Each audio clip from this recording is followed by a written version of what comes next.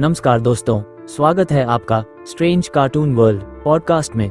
आज हम बात करेंगे विश्व युद्ध प्रथम यानी वर्ल्ड वॉर 1 पर। हमारे साथ हैं प्रसिद्ध इतिहासकार मनोज जी। मनोज जी, स्वागत है आपका। धन्यवाद जगन जी, और सभी श्रोताओं को नमस्कार। युद्ध का अंत कैसे हुआ? युद्ध शुरू होने के बाद संयुक्त राज्य अमेरिका यूएसए ने पहले खुद को तटस्थ घोषित किया। राष्ट्रपति वुडरो विल्सन ने देश को युद्ध से दूर रखने की कोशिश की, परंतु कुछ घटनाएं अमेरिका को इस महासंग्राम में खींच लाए। 1915 में जर्मनी ने अटलांटिक महासागर में बिना चेतावनी दिए किसी भी जहाज को डुबाने की रणनीति बनाई। इसे कहा गया अनरेस्ट्रिक्टेड सबमरीन वॉरफेयर। मई 1915 में ब्रिटिश यात्री जहाज लुसिटेनिया को एक जर्मन पनडुब्बी ने डुबो दिया। जहाज में लगभग 1200 यात्री मारे गए, जिनमें 128 अमेरिकी नागरिक भी शामिल थे। इससे अमेरिका में जर्मनी के प्रति गुस्सा बढ़ गया। जनवरी 1917 में ब्रिटेन ने एक जर्मन गुप्त संदेश पकड़ा, जिसमें जर्मनी ने मेक्सिको से कहा कि यदि अमेरिका युद्ध में आता है तो मेक्सिको अमेरिका पर हमला करे, बदले में वह टेक्सास, एरिजोना और न्यू मेक्सिको लौटा देगा। ये खबर अमेरिका में जैसे आग की तरह फैल गई।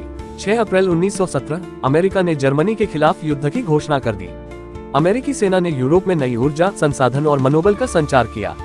रूस में फरवरी 1917 और फिर अक्टूबर 1917 की क्रांतियों ने जार शासन को खत्म कर दिया। लेनिन के नेतृत्व में बोल्शेविक पार्टी सत्ता में आए। मार्च 1918 रूस ने जर्मनी से संधि की, ब्रेस्ट-लिटोव्स्क संधि, और युद्ध से हट गया। इससे जर्मनी ने अपनी सेना को पूर्वी मोर्चे से हटाकर पश्चिमी मोर्चे पर तैनात कर दिया।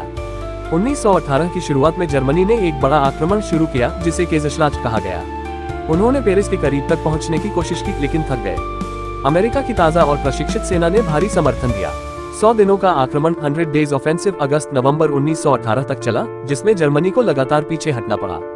अक्टूबर-नवंबर 1918 जर्मनी के भीतर सैनिक और नौसैनिक विद्रोह शुरू हो गए। जनता थक चुकी थी, भूख और मृत्यु हर जगह थी। 9 नवंबर 1918 जर्मन सम्राट कैसर विल्हेम द्वितीय ने सिंहासन छोड़ दिया और नीदरलैंड भाग गया। जर्मनी गणराज्य की घोषणा हुई। 11 नवंबर 1918 सुबह 11 बजे युद्ध विराम पर हस्ताक्षर किए गए। पश्चिमी मोर्चे पर गोलीबारी रुक गई। सैनिकों और जनता ने राहत की सांस ली, लेकिन लाखों लोगों की जिंदगियां तबाह हो चुकी थी। सम्मेलन में 27 देशों के प्रतिनिधि शामिल हुए। सबसे प्रभावशाली नेता थे Woodrow Wilson America, David Lloyd George Britain, George Clemenceau France, Vittorio ऑर्लो इटली। मुख्य शर्तें: 1. जर्मनी को युद्ध का मुख्य दोषी माना गया। 2. भारी हर्जाना लगभग $33 अरब। 3. सैनिक शक्ति सीमित, केवल 100,000 सैनिक रखने की अनुमति।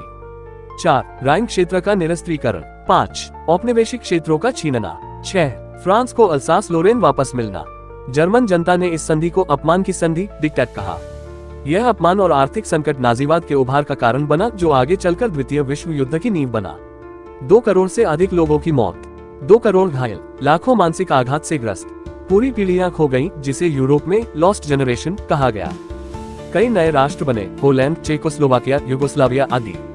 महिलाओं की भूमिका में बदलाव, कई महिलाएं फैक्ट्रियों में काम करने लगी। शरणार्थियों की समस्या, सैनिकों की कुर्बानी को पहचान नहीं मिली। स्वतंत्रता आंदोलनों को प्रेरणा मिली। भारतीयों में ब्रिटिश साम्राज्य के प्रति विश्वास टूटने लगा। विश्व युद्ध प्रथम ने एक पूरी सभ्यता को झकझोर दिया। ये युद्ध सिर्फ हथियारों की टक्कर नहीं था, बल्कि इंसानी स्वार्थ, साम्राज्यवाद और असंवेदनशीलता का एक भयानक चित्र था। इस युद्ध ने न केवल भूगोल बदला, बल्कि राजनीति, समाज, संस्कृति और आने वाले इतिहास की दिशा भी तय कर दी। पर यह अंत नहीं था, बल्कि द्वितीय विश्व युद्ध की भूमिका थी। बहुत ही महत्वपूर्ण जानकारी आपने दी मनोज जी, धन्यवाद। दोस्तों, अगले एपिसोड में हम जानेंगे विश्व युद्ध द्वितीय की कहानी। तब तक के लिए नमस्कार।